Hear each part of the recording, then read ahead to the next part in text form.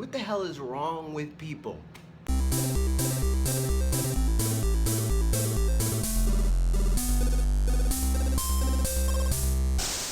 Before I start this video, I want to have a little story time, fellow fanatics. So you guys know that we here at Fanatics 4 are primarily console gamers, except for Steve.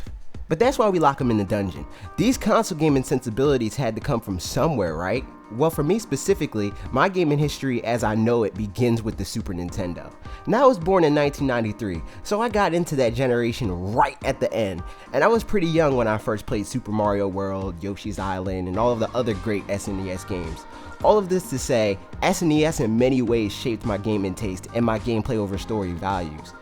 That being said, make sure to stay to the end for our weekly community shoutout contest. On to the video. So we've been hearing NX rumors for some time now, and to be honest with you, I'm pretty sick of it and just want Nintendo to reveal the thing already. But the most recent rumors we've heard seem to be very pertinent, and I'd say pretty likely. The reaction I've been seeing seems to be pretty negative, and I don't understand that.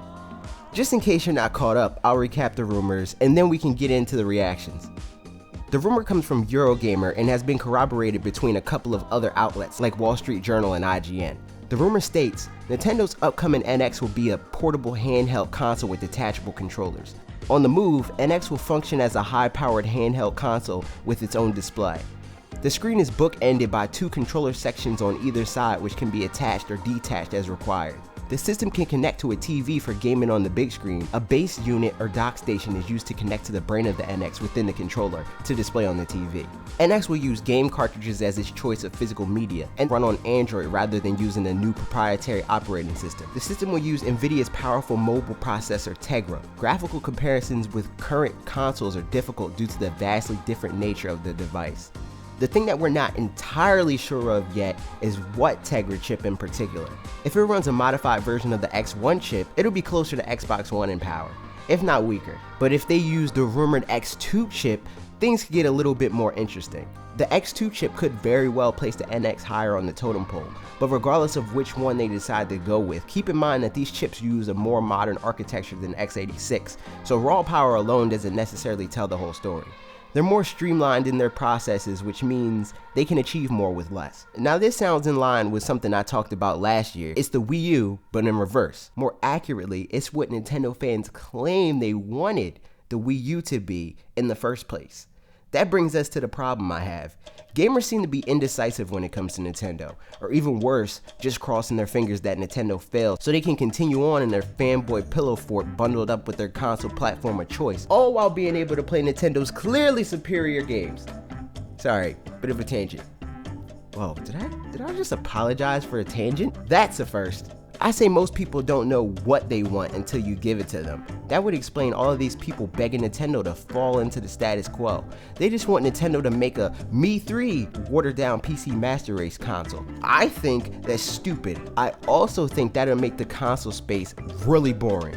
Nintendo's crazy ideas keep things interesting, and more often than not inspire Sony and Microsoft to try to think outside the box. Also, if Nintendo just made games in the way that everybody else does, they'd be ignoring what makes them as successful as they are. Before you say anything about their current financials or even think about comparing them to Sega, I'm just gonna stop you there. Nintendo is in a far better position than Sega was when they dropped out of consoles, so that comparison is mute. Nintendo needs to develop a platform that plays to all of their strengths, and other things like third-party support will come with it. Nintendo always shines in the handheld space. In fact, the only hindrance to their handheld business probably is their home console business. Nintendo doesn't have the infrastructure in place to fully support two completely different platforms simultaneously. No console manufacturer does. The difference is other companies depend on third parties, which Nintendo can't feasibly do. Nintendo knows it, third parties know it. People buy Nintendo platforms for Nintendo's games, so droughts on their end hurt the platform, and no third party can help that. They generally can't compete with Nintendo in terms of sales. Don't get me wrong, more games are always good, but they're not the end-all be-all for Nintendo. Not more games from other companies at least. That is another reason why this move is brilliant.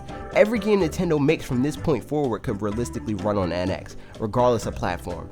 Mario Galaxy 3? You bet! Pokemon Galaxy? Sure, why not? Hell, they could even put Pokemon Go on NX if they wanted, and I'd say chances are they will. And what about if it's backwards compatible with 3DS games? I don't know about you, but I want that in my life like now.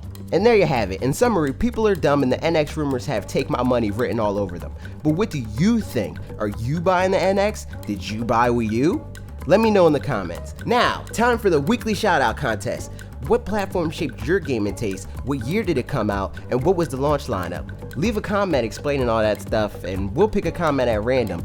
If your comment's selected, you have the correct launch lineup, year of release, and you're a subscriber, I'll shout you out in my video next week. Thanks for watching, good luck, see you next week.